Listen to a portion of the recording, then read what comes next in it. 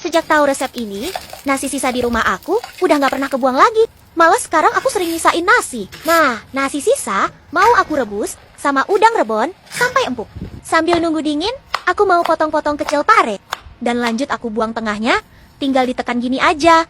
Terus mau aku rendam pakai air garam. Untuk parenya, aku sisihkan dulu di air mendidih.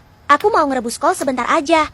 Ngerebusnya gak butuh waktu lama-lama. Setengah layu gini, angkat. Dan untuk nasi sisanya, kalau udah dingin gini, lanjut mau aku koper. Tambahkan bawang goreng, garam, kaldu lada, dan bawang putih bubuk. Pecahkan 1 butir telur, resep aku tulis di atas, dan koper hingga halus. Dan kalau udah halus, karena koper aku ini kecil, lanjut mau aku pindahin ke wadah yang lebih besar gini. Terus, mau aku tambahin tepung tapioka. Untuk takaran tepung, udah aku tulis di atas. Nah, ini mau aku aduk-aduk hingga tepungnya kecampur merata.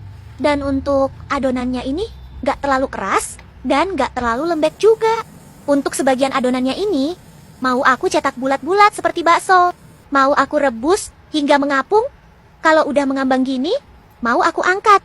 Dan untuk sebagian adonan tadi, mau aku isi ke bagian tengah pare ini, Bun. Jangan lupa diratain dan lanjut mau aku taruh di panci kukusan gini. Aku juga masukin tahu putih. Dan untuk kol yang udah layu gini, mau aku potong bagian tengahnya seperti video. Dan lanjut mau aku gulung-gulung seperti ini. Lakukan sampai selesai. Dan lanjut mau aku masukin ke kukusan. Disusul aku masukin pentol nasi sisa. Ada kentang juga. Supaya makin komplit, aku juga tambahin telur.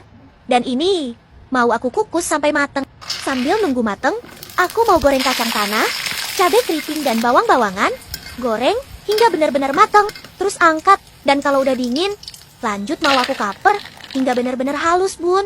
Sebelumnya aku juga tambahin daun jeruk supaya makin wangi. Tambahkan air dan koper. Dan lanjut untuk bumbu kacangnya, mau aku tumis dulu.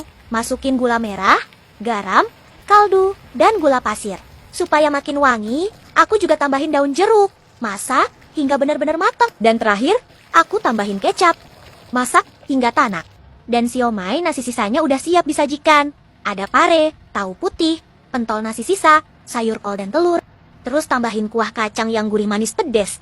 Biar makin sedep, kayak di abang-abang gerobakan. Tambahkan kecap, saus, dan perasan jeruk nipis.